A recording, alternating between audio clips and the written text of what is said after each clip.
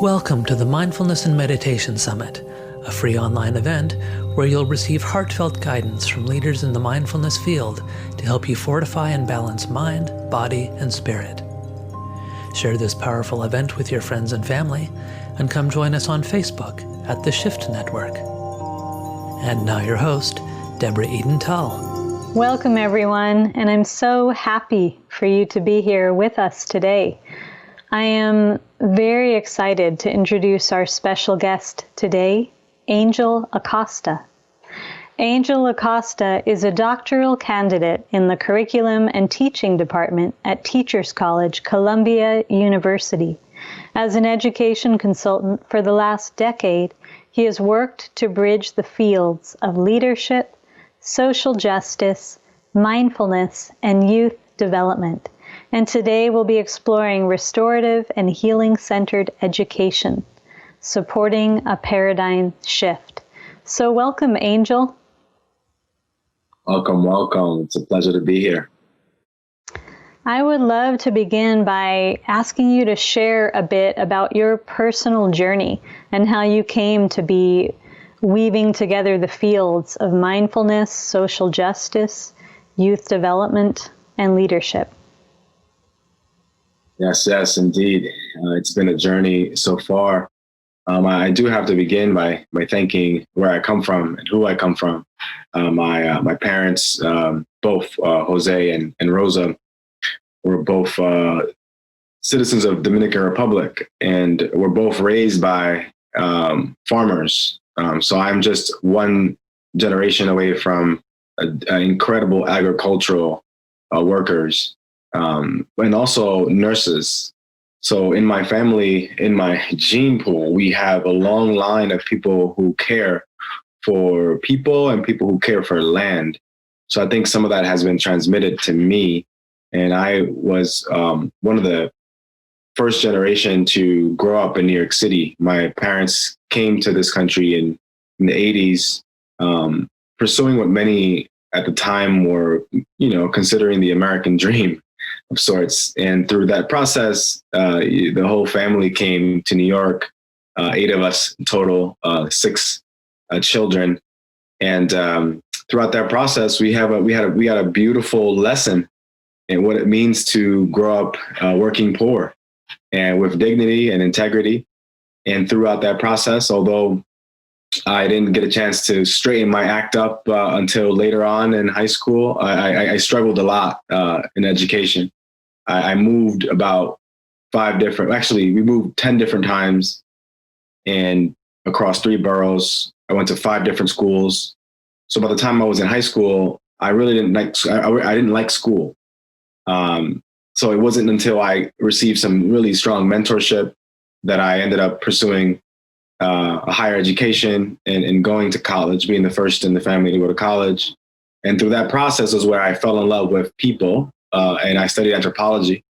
And through anthropology, I was exposed to just different ways that the human community has gathered, and how different people have different spiritual and religious traditions and practices for grounding themselves. And throughout that process, I discovered mindfulness and different types of meditations, contemplative practices, and decided to get a master's in leadership studies, and dedicated a whole decade to helping low-income students get access to higher education, and also supporting with teachers with leadership development. And throughout that whole process, I've strengthened my mindfulness practice and my meditation practices, and I've supported organizations like the Center for Contemplative Mind and Society, the Mind and Life Institute. And I'll close by saying that I've been in a doctoral program for the last 5 years, which I should be defending my dissertation next week, that looks at healing-centered education and restorative approaches to education. So my journey has been, a very woundy journey, but it brings to this moment, I think, some really grounded wisdom that comes from a lived experience within a community that has been historically marginalized or ignored. Thank you. Thank you so much for sharing, and also congratulations on your dissertation next week. And I wonder if you'd be willing to share a bit about restorative and healing-centered paradigm in education and what some of the movements and patterns are that you see in this. Yes, it's a very exciting moment, right when we are struggling with our global health in terms of the pandemic and that crisis. Even before the crisis, there were so many challenges when it comes to the field of education, but also there was a lot of promise. And part of my dissertation was to study some of that promise and some of that potential that was coming out of what I viewed was a restorative and healing-centered turn in educational practice and discourse. What I mean by that is that there seemed to be, over the last 100 years or so, different waves of approaching education and trends that may point to a shift in thinking about education and specifically with thinking about healing. One of the main examples that comes out of the literature is restorative justice. Restorative justice is a process and a philosophy, a way of engaging in discipline, a way of engaging in education that really thinks about an alternative approach to conflict resolution and community building. So the traditional models of discipline in our society, especially in the United States, at the most extreme, when there is an incredible crime committed, the prison system is the kind of the container through which we either correct people's behavior, punish, and regulate people's conduct. Now we know that disproportionately communities of color constitute the prison population in this country. So there was a movement to think about more restorative ways to approach the penal system, but also the disciplinary codes within schools, because we also know research points to that students that get suspended are disproportionately more likely to end up in what scholars call the school to prison pipeline. So to interrupt that pipeline and to interrupt the bodies upon bodies of young, predominantly men, but increasingly young women of color who end up in prison, serving long sentences, many of which are undeserving.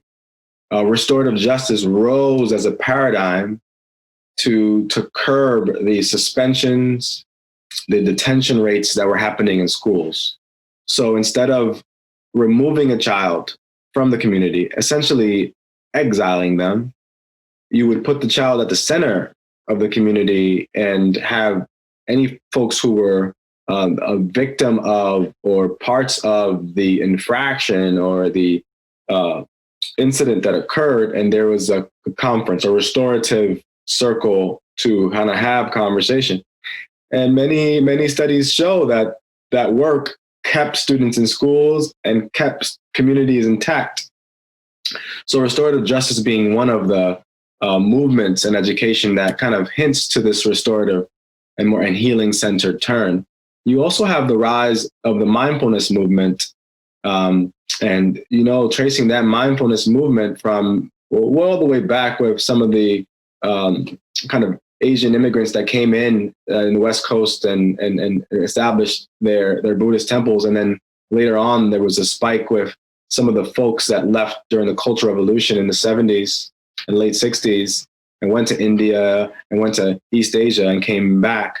And many of those figures like Jon Kabat-Zinn, Daniel Goleman, Mirabai Bush, and many others, they came back and began another wave in terms of popularizing mindfulness.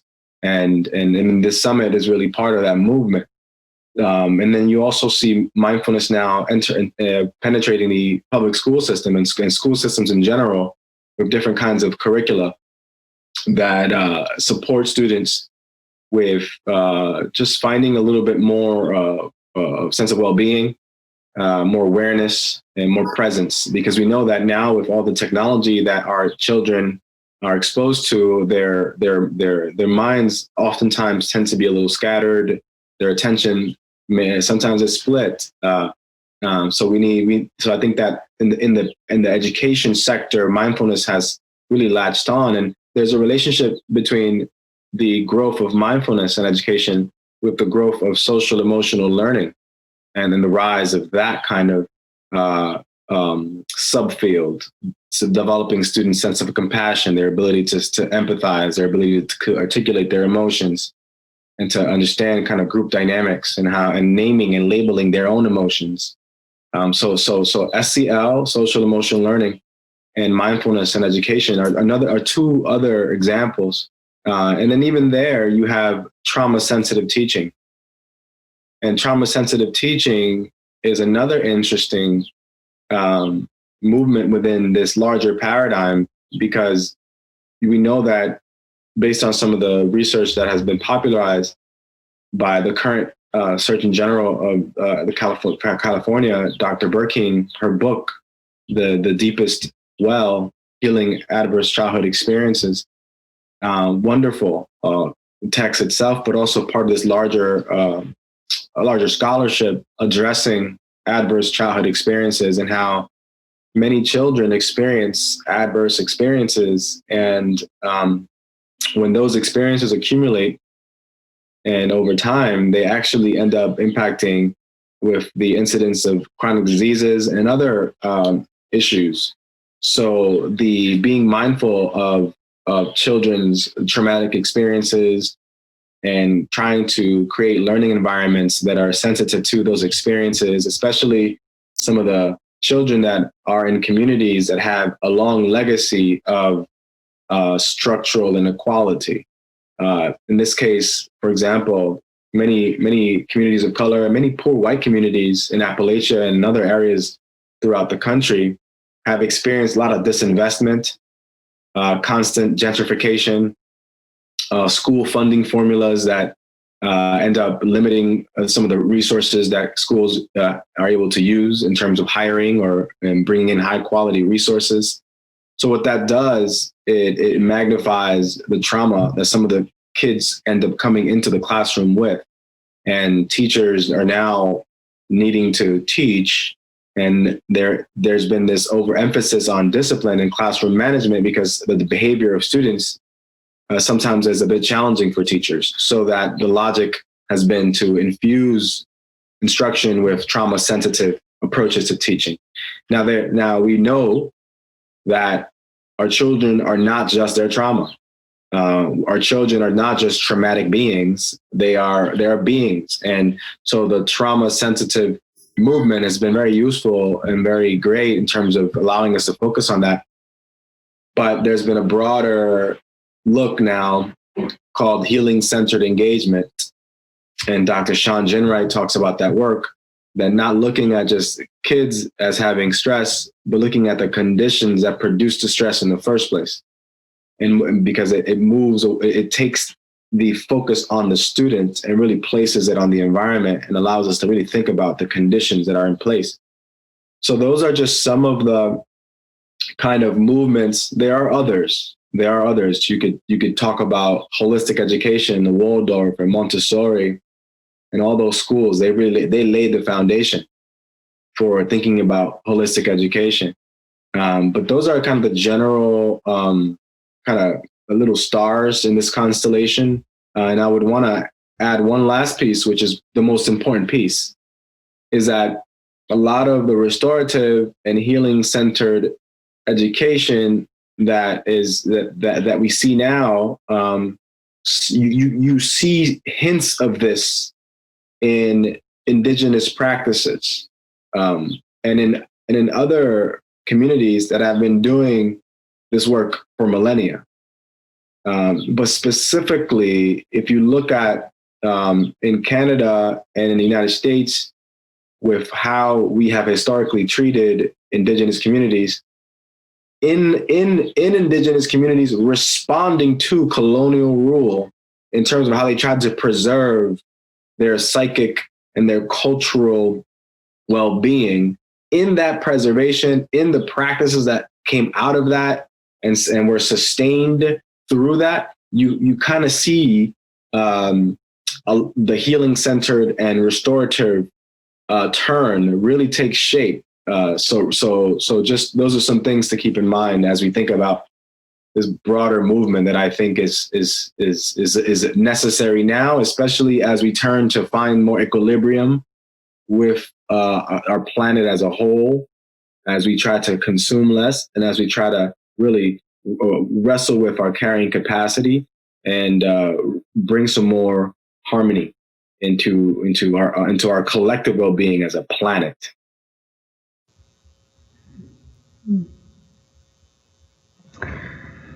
Thank you so much. What you're sharing is so rich. I'm already aware that I would happily have this conversation for the rest of today. But what I want to ask you next is this. What you're taking a stand for in this world and this movement that you're describing is so holistic, and it brings in the wisdom tradition of so many different spiritual practices from the past to an awareness with eyes and heart open of the wild challenges we're facing as a species right now, to bridge to the future and how we can actually, through this more healing-centered, regenerative paradigm, create change. What I want to ask you is, I sense a real groundedness in your being, and I hear the spirit of groundedness and mindfulness in everything you're talking about. Can you speak a little bit personally about how you nourish your own groundedness as a leader for this movement, and also offer any encouragements for our listeners in cultivating this quality of presence, which allows one to be a transformative presence in the world? It allows one to be, or to participate, we might say, in the self-healing of our world. Yeah? Yeah, it's a great question. You know, I try my best to practice different forms of contemplative practice, whether it be, Zazen meditation from the Zen tradition, and, I'll sit in a Zeza or a meditation bench at least, once a day, minimum once a week, just to create some silence in my mind. I draw on many other practices from, walking meditation, lectio divina, reading very slowly, but also drawing on many different spiritual traditions. I grew up Catholic, with a tremendous respect for the Christian faith. And I also have been deeply influenced by the Buddhist tradition. In fact, what comes to mind is Thich Nhat Hanh's book on where he talks about, he examines the story of Jesus and the story of Buddha and the Holy Trinity, and connects them too. So I found a rich support system by leaning into the various different spiritual traditions that are available to us. I know that sometimes we tend to stick to one, but I've found great benefit in drawing from not only the teachings of different traditions, but also relationships with people from different traditions. I think now we need to create kind of a tapestry of different approaches to spirit, and including science. I know that the Mind and Life Institute has done a wonderful job at bringing in Western science and Eastern spirituality to look at, on one level, the neurological and the physiological manifestations and the byproduct of mindfulness and contemplative practice, but also the power of some of these traditions that have millennia, or at least like several centuries in their formation. So for me, I think right now what's important is to really sit with ourselves, and sit with particularly what are those subconscious thoughts and patterns that tend to really shape how we communicate, how we connect to each other. I think that finding the strength to deal with the darkness within us, and different people use different language, whether it be the dark night of the soul or the subconscious mind, or, whatever you think is best. But I think that the more we are able to, in a grounded way, deal with our own inner darkness, and really face them and it in whatever way they manifest, I think we'll be even more ready to deal with the outer darkness and the fact that we are living in one of the most tumultuous times in human history on several different fronts. On the positive, on the negative fronts, we have a global pandemic, we have an increasing level of income inequality and hoarding of financial resources from the small percent of folks who own incredible amounts of wealth. We have, in terms of pollution, an incredible amount of that as well. At the same time, we are more connected than ever before as a global unit, as a global community. We have we've never had so much power technologically to deploy at one moment. So on many levels, the challenges are real. The challenges are wicked, as many scholars call them. But it's a unique opportunity. And my colleague, Dr. Mindy Fullilove, talks about this idea of collective recovery, and engaging in this kind of recovery will require reaching out to each other, connecting, and just really setting the table to talk, talk across differences, talk across tensions, cultural fault lines. I think we should be all ready to talk. I think right now in our country, and I just think about brother Amaoud, a young brother, African-American, who was shot down by two white citizens who thought they could carry out justice.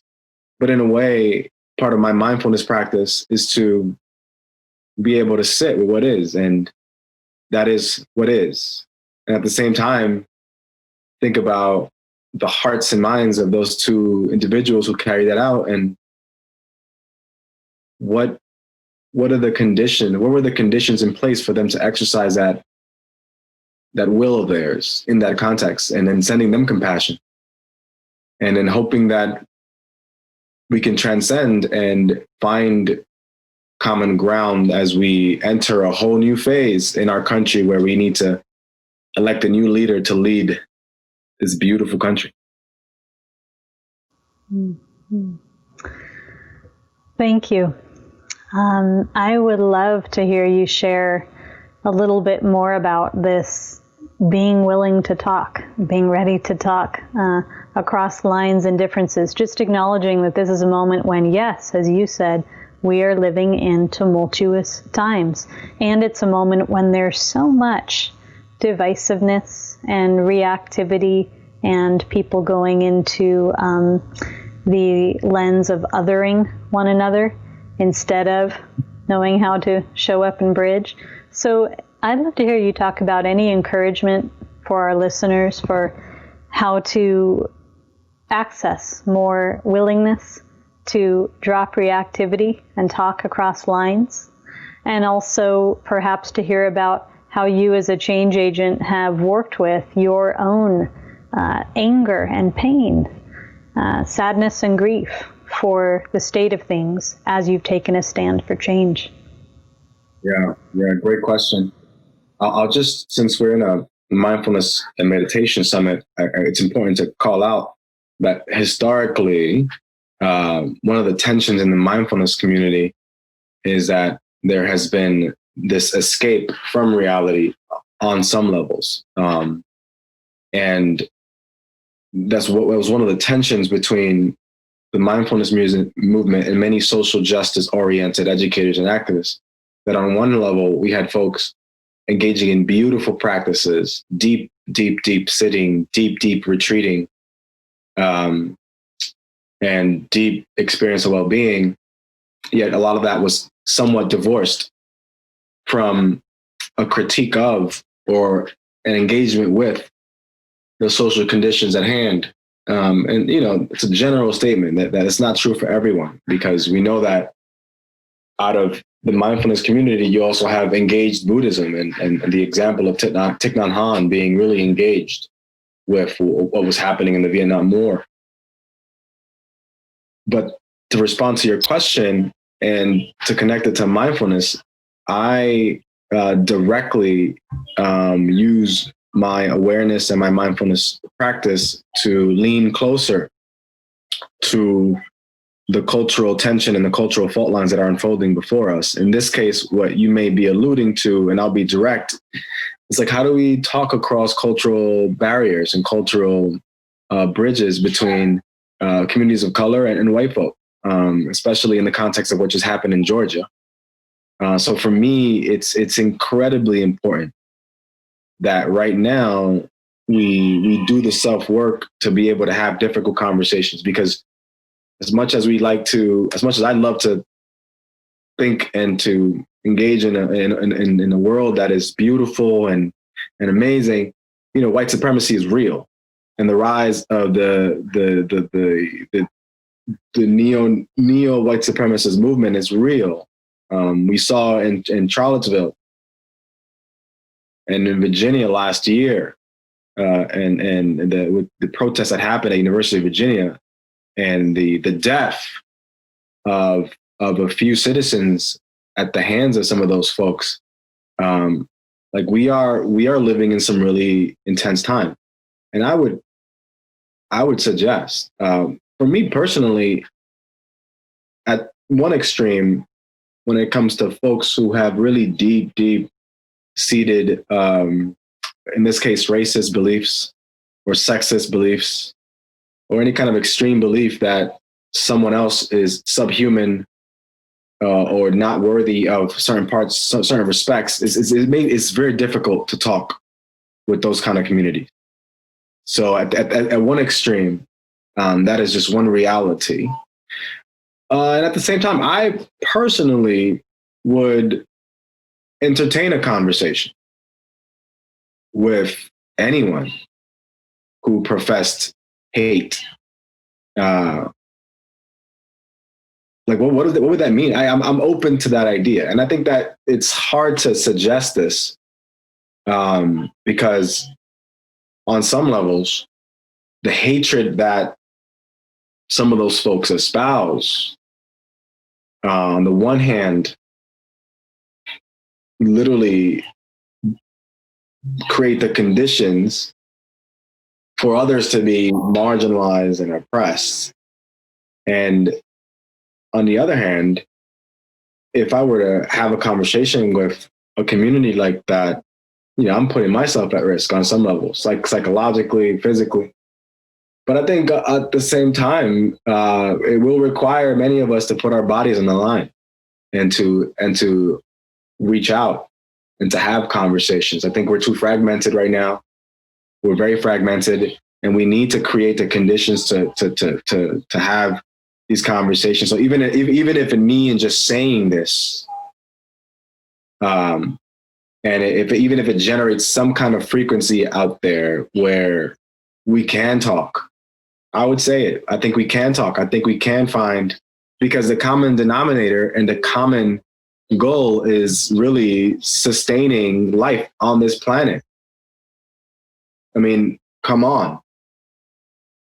And if that's the broader goal, then we can get, hopefully, through some of our individual differences. Now, in response to how I deal with anger and how I deal with I am very angry. I am very angry. And there's a historical trope that Black men and men of color are angry. So, and that is, for me, on some levels true. But I've learned to learn from my anger and to channel that anger. So this conversation is a way of channeling that anger. Reminding people in my communities and in the consulting projects that I'm part of,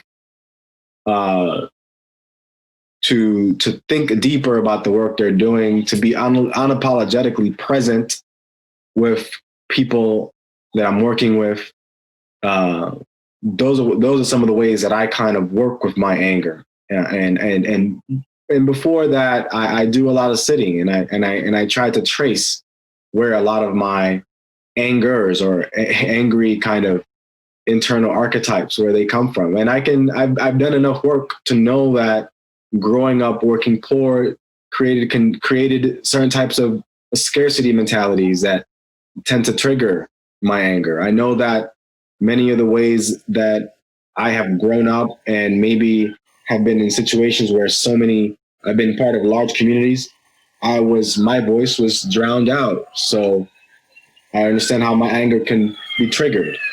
Just want to acknowledge the ambulance that just passed by. That's been a constant lately.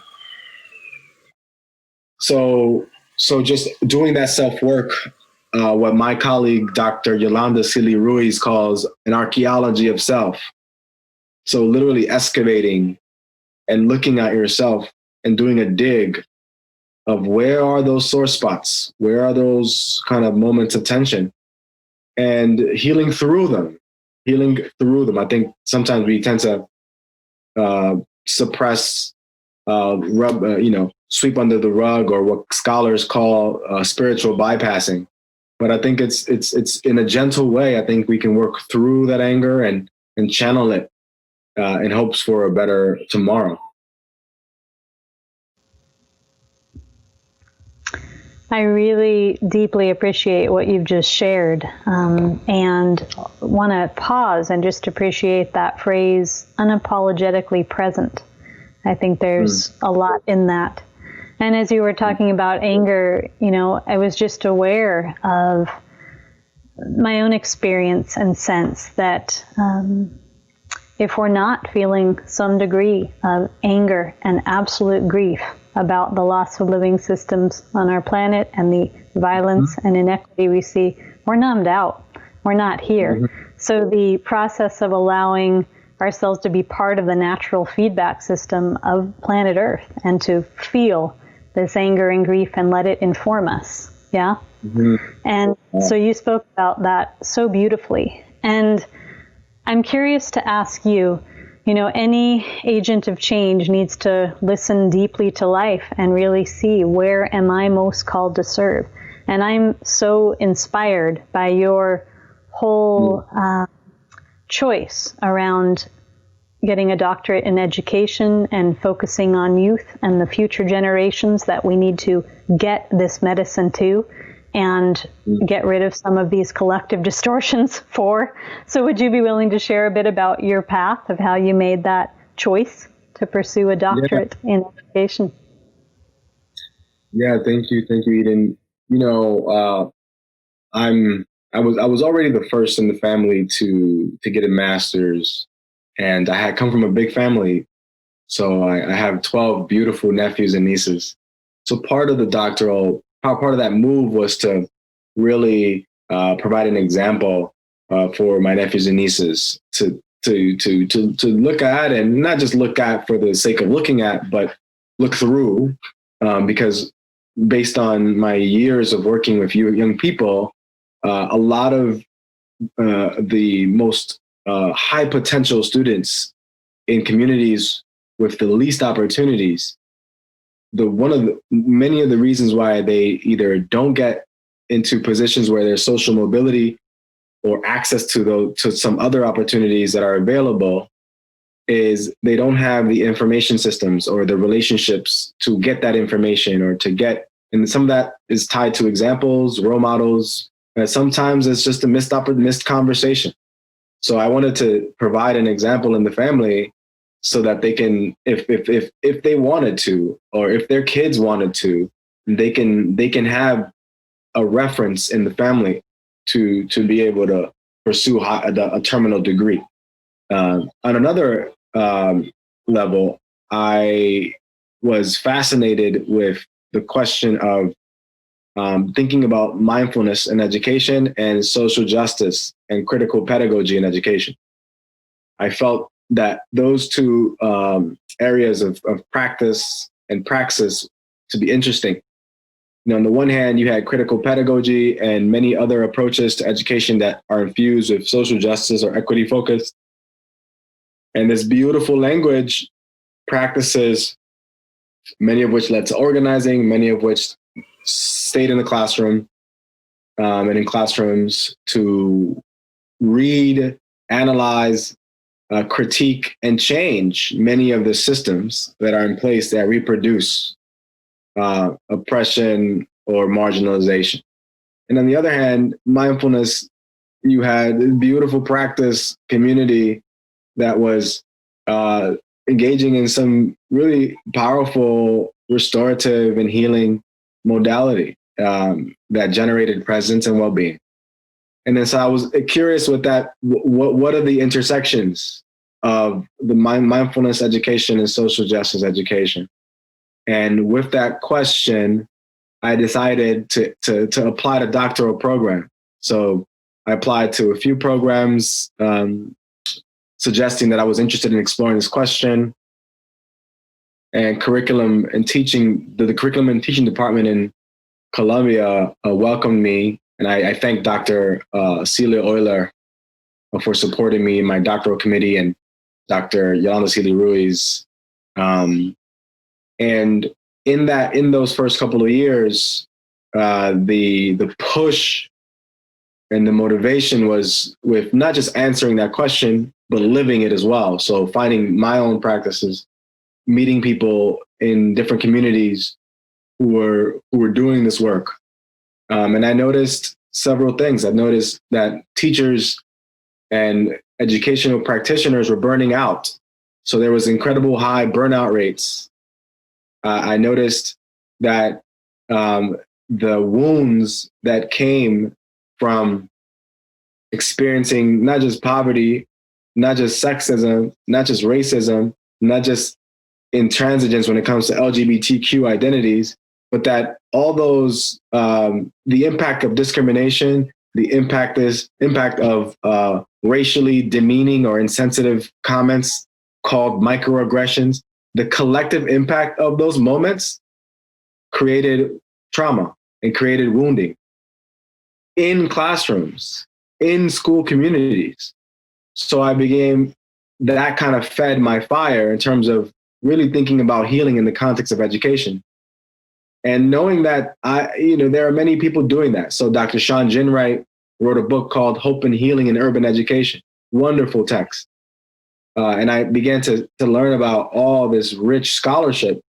Most of it was scattered around healing and restorative approaches to education.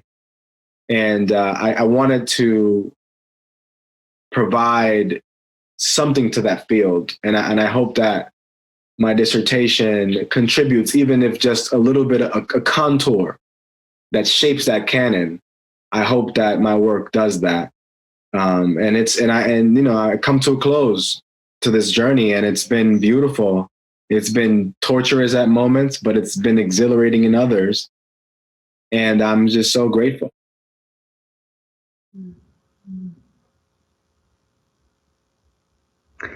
I'm feeling so inspired by your work, so grateful for your work. And I want to first just acknowledge, going back to what you shared earlier as well, this work touches on so many places in our world that need healing.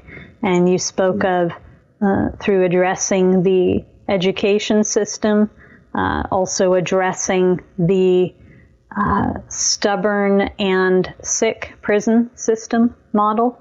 And also you noted that in working with kids in schools, becoming more and more aware that we need to address their families and the lack of equity with which these families are living in. And it's all completely interconnected, yeah?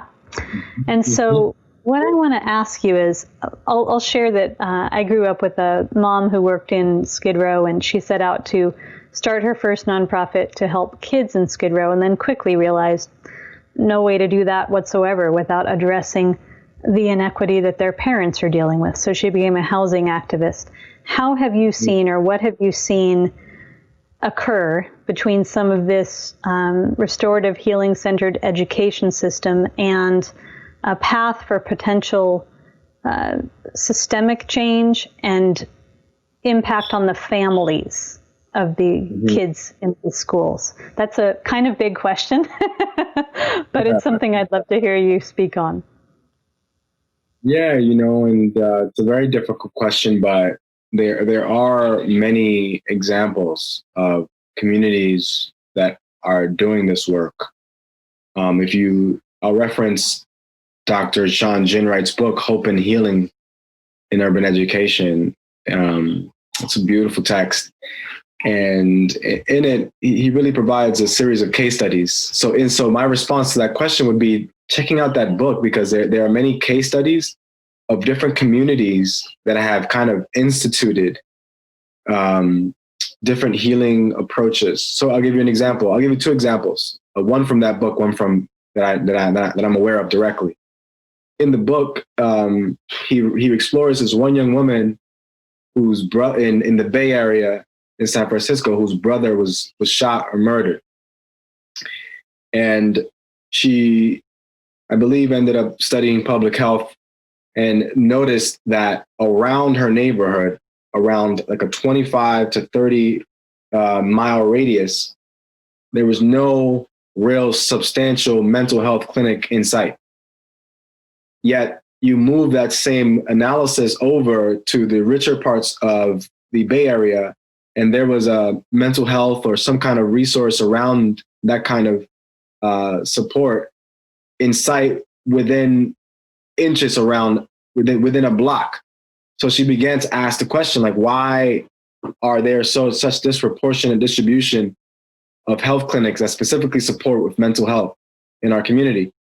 So she was inspired by the Harlem Children's Zone is a educational initiative in Harlem that has had incredible levels of success. So what this colleague did, she created a healing zone. So she found the resources and created a network of community clinics, community organizations that supported the community in terms of mental health and other community health resources. So that's one way, that's one example of how people are really taking this thing on. And the Healing Zone is one example in the Bay Area. And then also RJOY, Restorative Justice for Oakland Youth. That's one beautiful organization that is using restorative justice to support folks in schools and outside of schools with conflict mediation and community building. There are many other examples, but people are doing it. People are doing it. I know some people who are really were born into wealth and know and understand the implications of that wealth in terms of the unequitable system we live in. And many of them are giving some of that wealth away and creating regenerative economies. So I see, while the darkness that comes with the pandemic settles in, I think for me, my heart still flutters because I see light in certain spaces. And we know that it's just, all you need is just a little bit of light, just a little light. And that's enough to create at least some conditions for us to kind of think the world anew. I really appreciate that final phrase you used, think the world anew, because there's so many people out there and so many listeners who are aware in this time of pandemic of the opportunity for change, and of course the deep need for change. I think of the Chinese symbol for crisis is danger and opportunity. So this vision, this work that you've shared and spoken about so eloquently is so needed in our world and so important. I wonder if you might say something before we begin to bring it to a close about how people listening who feel really moved by what they're hearing might become engaged or supportive of this movement. I also want to make sure everyone knows your website which has incredible talks, some of which I've listened to. And so it's your full name, right? Mm-hmm. Yeah, and in the coming weeks, I'll have several other spaces to curate work. One of the best places for folks to really know and to see some of the work that I've been curating is through a podcast called the New York City Healing Collective. And we have a podcast that's on iTunes, it's on Spotify and several other places. And we have an Instagram account as well. That's one of the places where I've been talking to people around the country, professors of mine mainly, but that are doing powerful work around this idea of restorative and healing-centered education. So I'll say a couple things that right now it's partly an academic performance to call something a restorative and healing-centered turn. So there's that, but so I think that even if you're not identifying with the notions of healing or notions of restoration, this is still a home for folks who want to engage in community care, who want to care for each other, who want to care for a sustainable future for the generations to come.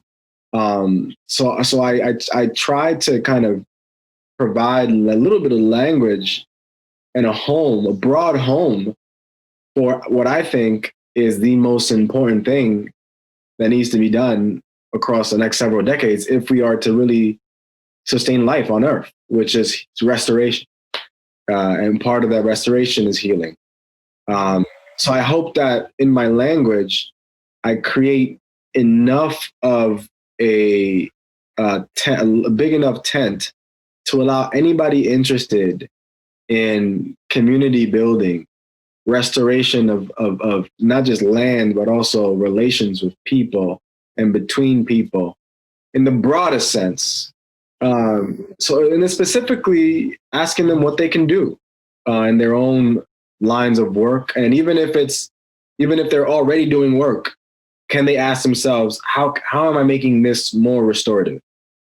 How am I making this really more, not just healing centered, but where the wellness of the community is being considered? So I invite folks to come with us. I am just one of many scholars who are inviting us to have this conversation. So join us, and you can definitely find some more information through the New York City Healing Collective.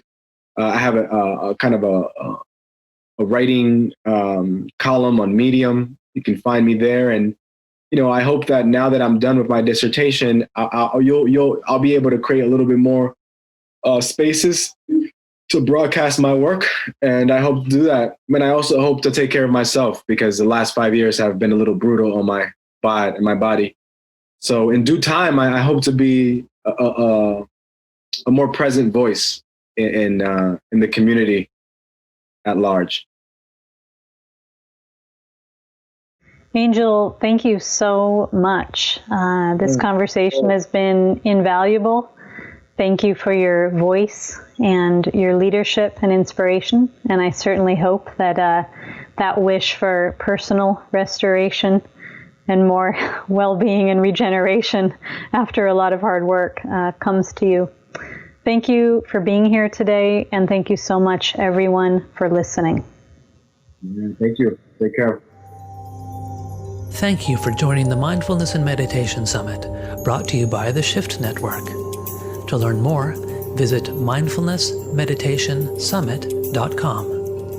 To learn more about our global programs to support you in waking up in all the areas of your life and taking inspired action, visit theshiftnetwork.com. Thank you again for joining us and for sharing these resilience-building practices with your friends and family.